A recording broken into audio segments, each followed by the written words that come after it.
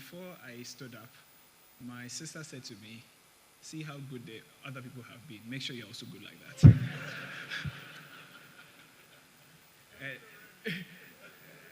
and my wife said to me, the protocol is don't forget anybody.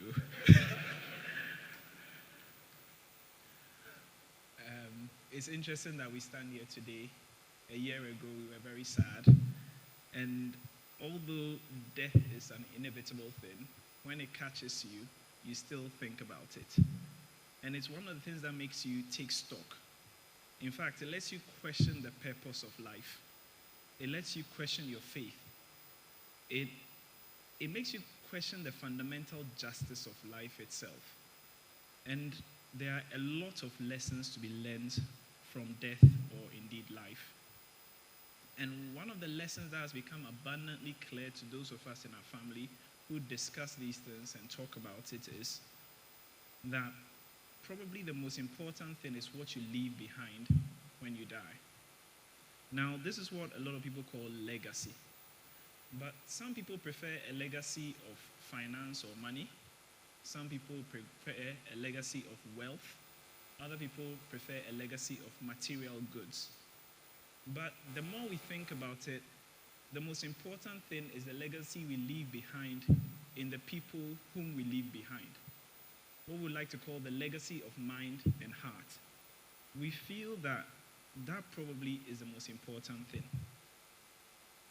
Now, since the death of our father,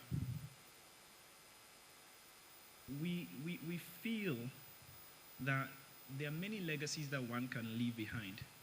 It may be a legacy of diligence and hard work. It may be a legacy of principles or a legacy of faith indeed or religion. But whatever legacy is left behind, it is the thing that we carry within us that is admired. And it is that thing that we should all struggle to leave behind. We have wondered what to do to honor a man whom we cherished and who created in us an unsurpassed legacy of mind and heart. In a developing economy such as ours in Ghana, there are several challenges that unfortunately reduce the ability of this great country to achieve its full potential. One of the things that Amissah-Arthur was passionate about during his lifetime was enabling academics to come up with practical, homegrown solutions to improve this country and the economy.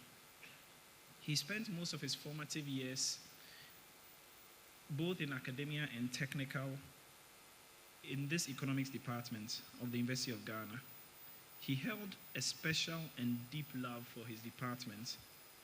He not only taught economics, he practiced it in government, he practiced it in private practice, and he practiced it at the central bank. Indeed, he practiced it at home as well. On numerous occasions when we were young, he made us aware of things like opportunity cost. If you went to try and discuss why he should buy something for you, he'll tell you that thing you want and your school fees, which do you prefer? He made us aware of GDP, in that, is this thing you are using going to benefit our country? He made us aware of the time value of money. If I leave this money under my pillow, what can I use it for rather than if I invest it? We hope that the panel will continue to break down some of these terms for us so that we understand them better. His heart was on improving the economy to advance human well-being and the fair distribution of the benefits of economic growth. He was a people-centered economist who believed truly that a market-based economy must work for all, including ordinary people. Given his passion for these things, we knew that whatever we did would have to first of all incorporate the university through the department, and also it had to have a practical, homegrown, people-centered element about it. It's always easy to identify problems and challenges. Dare I say, everybody knows how to criticize. You only need to listen to any morning show or radio phone-in program to realize that human beings love to criticize.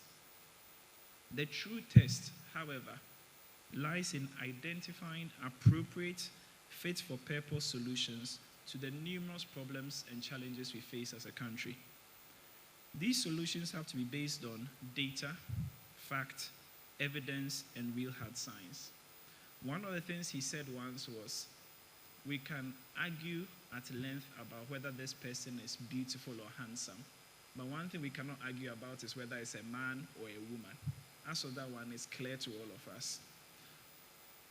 So these solutions have to take the socioeconomic context into consideration. They need to have the appropriate means of monitoring and evaluation. And he was such a hardened believer in this country, and he felt that all these solutions could be found from within our own people. How do we nurture the ability of technical people to solve problems and move to a point where there is local acceptance and application of their ideas and solutions? How do you create more people with solutions than people with criticisms? This forum will be an early proof of concept to ascertain if indeed economics can be made simple to all of us. We are unsure as to how we will continue to move this forum forward, but we hope that it is something that we can think about repeating from time to time. With all this in mind, our family has worked hard to design something that would encapsulate the need to find practical, homegrown solutions to some of the country's problems and the passions that our father felt. After much thought, discussion, and at times heated debates, we have decided on two things. Firstly, we would like to institute a yearly PhD award at the Economics Department of the University of Ghana.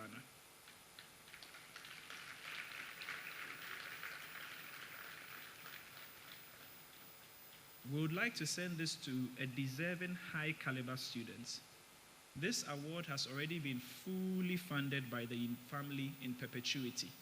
So we've invested a certain amount of money, and the proceeds of that money would go to fund the award every year with a proceed matching inflation, so that till perpetuity that award will be existing.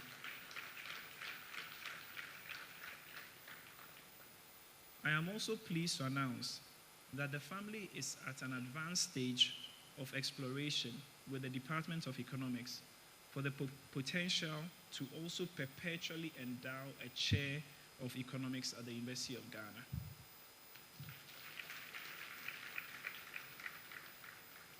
This idea has received incredible support, and we are pleased to say that we have received very positive pledges towards our target of $1 million.